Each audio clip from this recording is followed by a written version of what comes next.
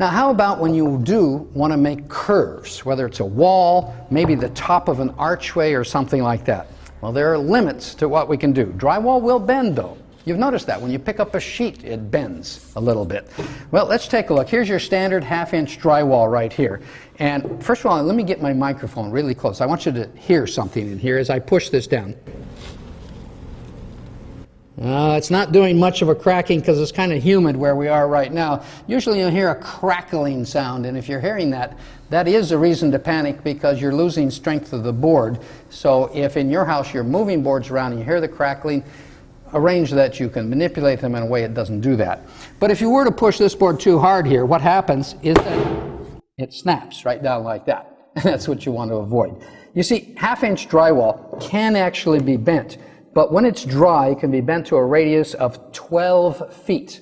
12 feet, that's a pretty big radius. It means a very little bit of a curve, not this much. Or if you make it wet, which means that you actually apply water, it could be rags or something else, or you apply some water, sandwich it between a couple of pieces, leave it for a day so it soaks in. We don't want it soaking wet that it decomposes, but it picks up moisture. Like this one has a little bit of moisture in it already. Then we could actually bend this down to about a 4-foot radius. But that's where the flexible board really comes in. With a flexible board, we can do a dry bend to a 32-inch radius, which is what I have here. You can see how easily, and that bends down without causing any trouble.